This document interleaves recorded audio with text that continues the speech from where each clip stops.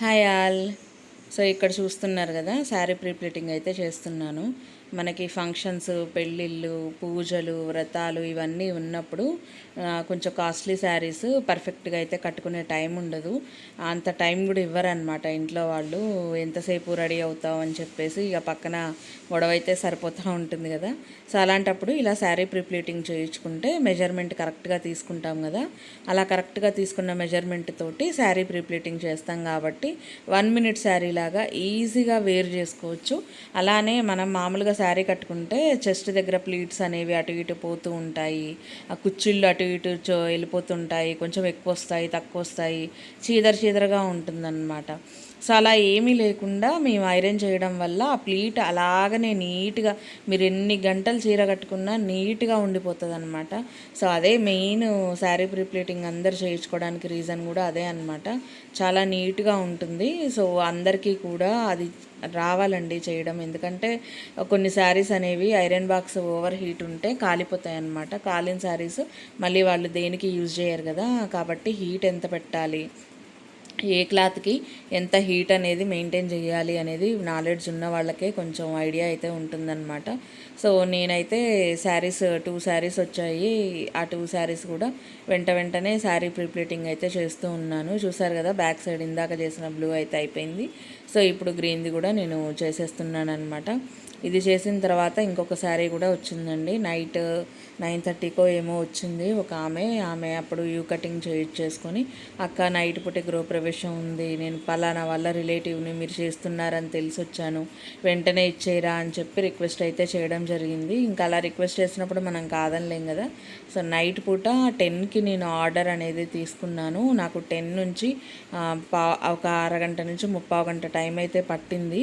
ఇంకా 11కి కాల్ చేసి అయిపోయిందమ్మా వచ్చి తీసుకెళ్ళండి అంటే ఆమె తీసుకొని వెళ్ళిందనమాట. సో అంత నైట్ పూట కూడా మనం చేసాము అని అంటే మన వర్క్ ఎంత నచ్చుంటే వాళ్ళు మన దగ్గరకు వచ్చి ఇవ్వగలుగుతారు చెప్పండి. సో ఆల్రెడీ ఇంతకుముందు నా దగ్గర చేయించుకున్న వాళ్ళే, నాది తెలుసు కాబట్టి, నేను ఎలా చేస్తానో తెలుసు కాబట్టి మళ్ళీ నా దగ్గరికే వచ్చి అంత అర్జెంటుగా అయినా సరే అడిగి రిక్వెస్ట్ చేసుకొని వెళ్ళడం అయితే జరిగింది. సో ఇక్కడ చూస్తున్నారు కదా, ఇంకా నేను మెజర్మెంట్ అయితే తీసుకొని ఆ పక్కనే ఉన్న పేపర్లో రాసుకున్నాను చూడండి. స్టార్టింగ్ ఇంకా నేను పిన్స్ పెట్టేది మీకు వీడియో చేయలేదు కాబట్టి మీకు తెలీదు. మెజర్మెంట్ చూసి ఫస్టే నేను పిన్స్ అనేవి సెట్ చేసుకుంటాను. కుచ్చిళ్ళకి అలానే పళ్ళుకి అంతా కూడా నేను పిన్నిస్లు అయితే పెట్టేసి ఉంచుతాను అనమాట. వాళ్ళు రెడీ అయ్యేటప్పుడు గబగబా తీసి అది శారీ అనేది మనం మీద 1 మినిట్ శారీ లాగా వేసేసుకుంటే సరిపోతుంది. చాలా ఈజీ మెథడ్ అనమాట. వాళ్ళకి బాగుంటుంది కూడా, వేసుకున్న తర్వాత మంచి లుక్ అయితే వస్తుంది.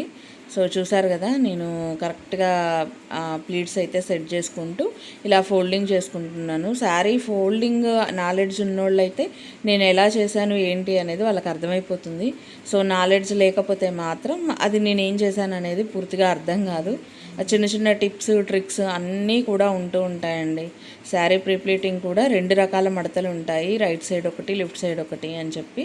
సో 2 వేరియేషన్స్ ఉంటాయి. అలానే బాక్స్ ఫోల్డింగ్స్లో కూడా ఫ్లఫీ ప్లీట్స్ ఉంటాయి, అలానే స్ట్రైట్ ప్లీట్స్ ఉంటాయి, ఐరన్ ప్లీట్స్ ఉంటాయి, రకాలు ఉంటాయండి. కాస్ట్ని బట్టి ఆ రకం అనేది వస్తుంది. ఇదే నేను అర్ధరాత్రి పూట తీసుకున్న శారీ అనమాట. ఎంత లావు ఉందో చూడండి, ఎలా ఉందో చూడండి. ఎంత ఐరన్ చేసి సెట్ చేసుకునేసరికి చాలా టైం పట్టింది, గంట పట్టిందనమాట. సో ఇది నా మార్నింగ్ రొటీన్ అనమాట. ఇక్కడ నుంచి ఒరిజినల్ వాయిస్ ఇస్తాను, చూసేయండి. అలానే మన ఛానల్ నచ్చితే సబ్స్క్రైబ్ చేసుకోండి.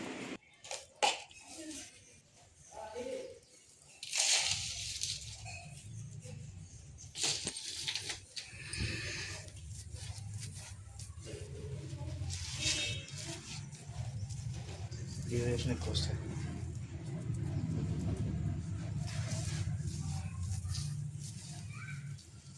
మాట్లాడచ్చుగా, మాట్లాడితే అయిపోతే ఏం మాట్లాడాలి?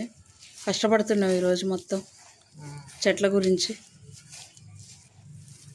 యశమ్మ ఇట్లా చేస్తే బాగుంటుంది. చెట్ల గురించి కష్టపడుతున్నావు తల్లి. ఏం వేద్దాం? కొత్తిమీర వేద్దామా, పుదీనా వేద్దామా? ఏది వేసినా నీ చేతి మీద వేస్తే బాగానే ఉంటుంది. అబ్బా డస్ట్ తీసుకుంటే చాలు, మంచిగా వీటికి కూడా ఒకసారి ఇట్లా చేస్తావు. ఎందుకు నాన్న? ఏం కాదు, గడ్డున్న వాటర్ పోస్తే ఇట్లా ఎరగకూడదు. మిడిల్ కొంచెం మట్టి పట్టు వస్తుంది, ఈ వేరే దాంట్లో వేసుకోవచ్చు మనం. కొంచెం గట్టిగా ఉన్న మెత్తగా అయితే చెప్తా ఉన్న డస్ట్ కూడా తెలుస్తుంది మనకి. డస్ట్ ఏముంటుంది డాడీ. ఇంకా చిన్న చిన్న కుండీల్లో roots ఉన్నాయి కూడా తీస్తే అయిపోతుంది.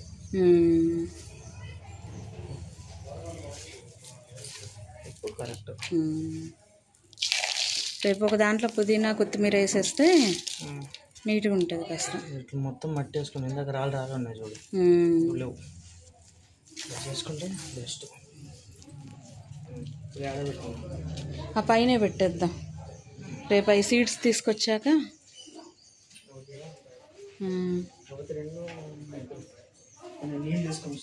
పెట్టేద్దాం. ఇది అందులో వేసేద్దామా? ఇక్కడ ఉన్నాయి ఇందులో ఫిల్ అవుతుందిగా.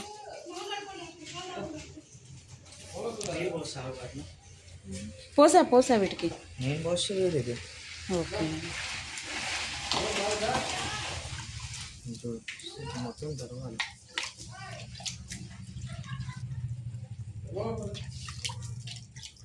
రేపటి నుంచి నీదే బాధ్యత, మొక్కల బాధ్యత. చేసుకుంటావా? చూస్తావా తల్లి? మొక్కలు డ్యామేజ్ అవ్వకుండా చూసుకుంటావా?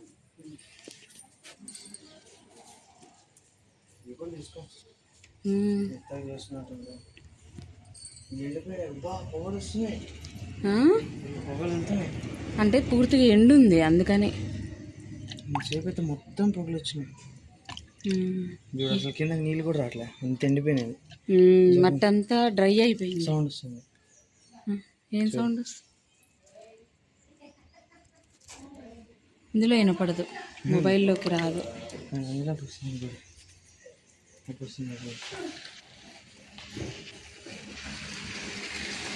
పీల్చుకుంటుంది ఎమ్మటే.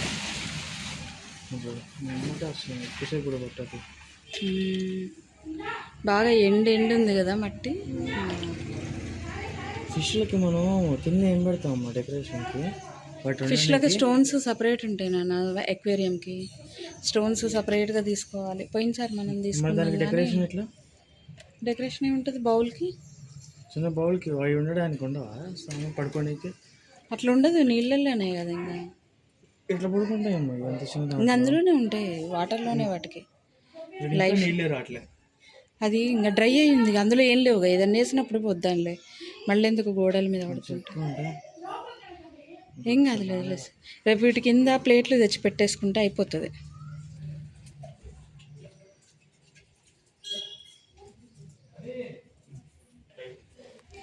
టమాటా చెట్టుకి వాటర్ పోయలేదా? పోసినావా? లేదు పోసినావా పోయలేదా అని డౌట్ వచ్చి అడుగుతున్నాను. పోయకపోతే పోద్దామని. ఈ మట్టి కూడా అందులో పోసేస్తే అయిపోతుంది నాన్న. అందులో ఫుల్ అయిపోతుంది. ఇంకోటి 3 ఇందులో ఇంకొంచెం పడుతుంది కదా మట్టి. చూడు.